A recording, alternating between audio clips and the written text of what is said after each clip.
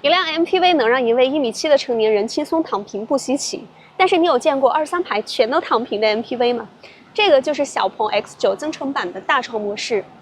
海风、海浪、椰树，一家人度假的场景在此刻具象化了。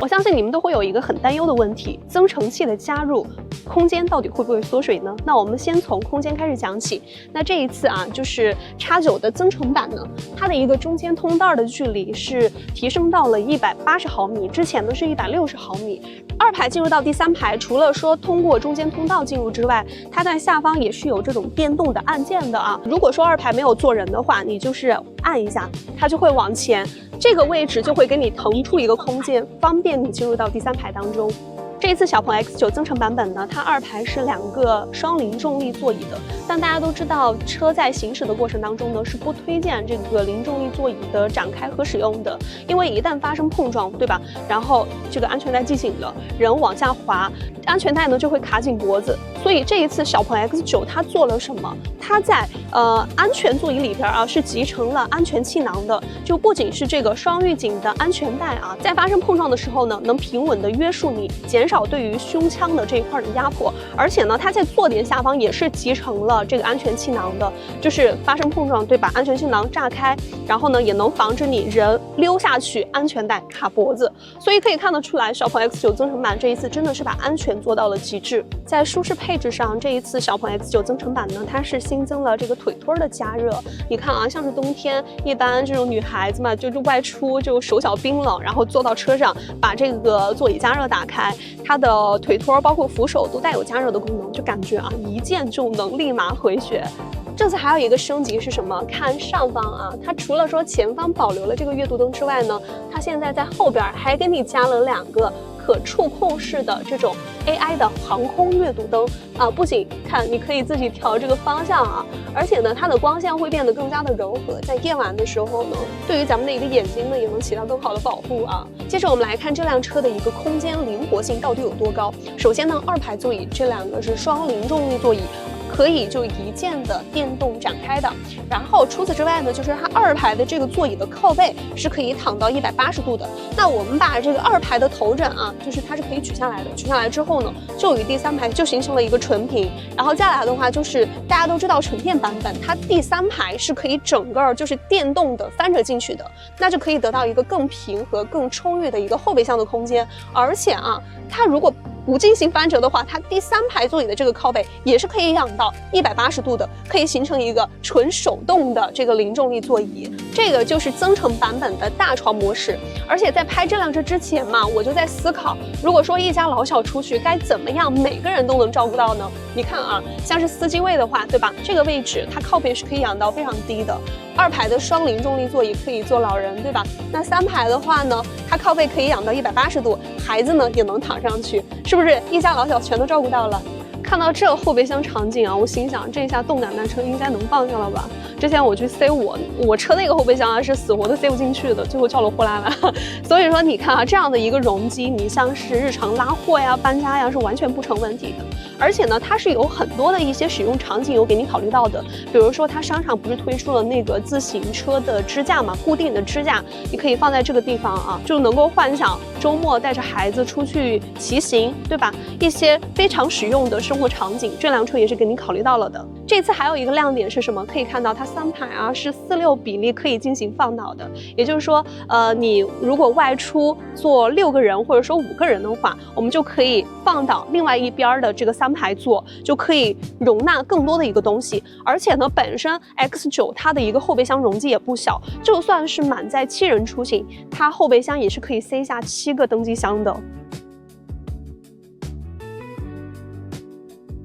好，接着我们来说回车子的本身。那这一次小鹏 X9 增程版呢，它的一个外形和纯电版啊是没有什么区别的，但这一次呢是新增了一个叫做极光青的新色。我们这一款呢纯电版也是有的啊，是星爵灰。然后再来的话，就内饰这一次也是新增了一个颜色的，内饰呢是新增了一个叫做云间玫棕的新色，它是玫瑰棕与静谧白的一个双拼色。那像是纯电版上的一个灰色和咖色，这一次都是有的。然后我们这个就是一个灰色的，然后整体呢就是看起来呢也是比较的典雅。好，我们再来说啊，这次内饰的用料方面，其实可以看到还是毫不含糊的，基本上接触到的部分全都是软性包覆，包括你看前方的这种木纹饰板与这种金属的一个按键啊，就整体你坐进来给你的第一感觉就是居家和温馨的。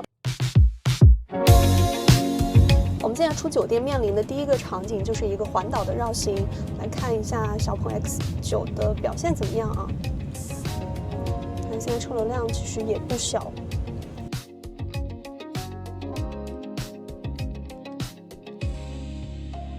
前方有一个小三轮，进行了小小的一个避让。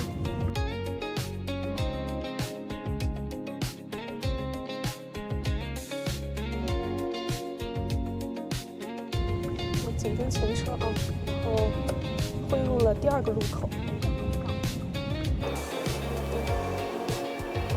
辅助驾驶在高速上的表现可以看到啊，就是它完全不等慢车，一直在不停的变道超车，就是非常的果断。而且它这一次可以看到啊，在这个 Essential 上面，它可以自己就是一键可以来调它的超车的变道的一个逻辑的，比如说标准啊、保守啊，以及说就不变道啊。然后我是调整的标准状态下，就是敏捷嘛，所以它超车变道就非常的果断和迅速。它这个比之前好用的是什么？就是你不需要点进2级或者说3级菜单，现在直接在主页面啊就可以来调了。还有一个就是这一次增程版本啊，它相比于纯电版本，它是有2种的开启辅助驾驶的方式的。之前的话，纯电版是拨杆往下嘛，拨2下，对吧？然后现在是新增了，像 P7 上面啊，这个左侧下方的这个旋钮，它是做成了一个方形的，不是那种圆形。但是你开启之后，它外边也是有一圈的这个氛围灯带的啊，就是还挺醒目的。而且这一次 X9 增程版上面，它是使用到了电容式的感应方向盘，就是不需要之前像平板的，对吧？就隔段时间就需要转一下方向呀这些，现在只需要手搭在上面就可以了。就是像长途这种辅助驾驶开启的话，还是非常轻松的。然后还有就是它这一次是有这个人机共驾的，就之前我们已经在这个 P7 上面去体验过了，就是你识别到啊，比如说车速过慢，你想要加快一点，或者说变道呀那些，你自己就是主动的去接管了之后，它也不会退出辅助驾驶的，就是人机共驾的一个状态。就在乡村小路上，你可以看到周围的环境就要复杂特别多，主要是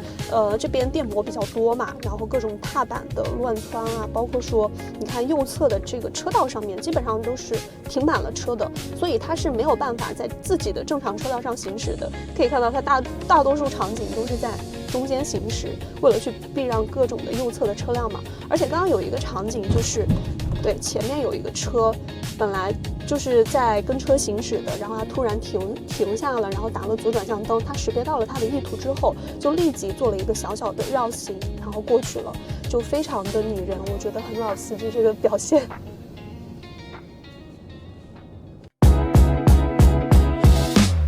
这一次试驾的重点，我们还是要来体验这一套超级增程系统。它和纯电版本开起来到底有什么区别？首先呢，它是搭载的一块63.3度的磷酸铁锂的大电池，也就使得它在同级车型当中呢，这个纯电续航是最长的，达到了453公里。你看啊，就算你日常1周通勤，对吧？基本上就充1次电是完全没有问题的。所以你工作日就把它当成纯电车来开，然后家庭出行呢，或者说对吧，长途自驾的话，它呢也是有这个800伏架构的加5C 的超快充，所以呢它的这个充电10分钟就可以补能300多公里。你像是周末出行的话，快充的这个时间你也不用太担心。而且最主要的是什么？它是加92号油的，所以它和同级车型相比的话，它的这个用车成本呢也就会更低。最后我们来聊聊这辆车的驾驶质感上的一些东西啊，就是首先要承认这个增程版本确实带给我不少的惊喜。你看啊，就是尽管加了大的增程器，对吧？但是呢，它也是保留了像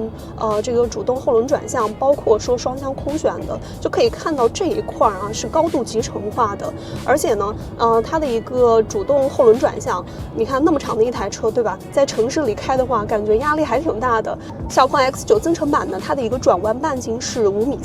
和中型车的一个转弯半径是差不多的。所以呢，这就让这台车在城市里开起来的话是非常自如的。再来说它的一个双向空悬啊，就是所带来的律政方面的这种质感呢是高级的。在面对一些细碎颠簸路段的时候，它整个过滤的是非常柔和的，就是保证了乘客乘坐的一个舒适性啊。然后再来的话，就是我们刚刚在跑山的时候嘛，在上山下山，它的一个 AI 的智能底盘呢是在自行的一个调节的，就是在跑山的时候，对吧？悬架自动的降低，然后去提升它的一个稳定性。在城市当中去穿梭的话呢，对吧？底盘升高，去提高它的一个通过性。所以呢，增程版啊，就是开起来带给我的惊喜还是非常多的。刚刚我去试了不同驾驶模式下的一个行驶的状态啊，就是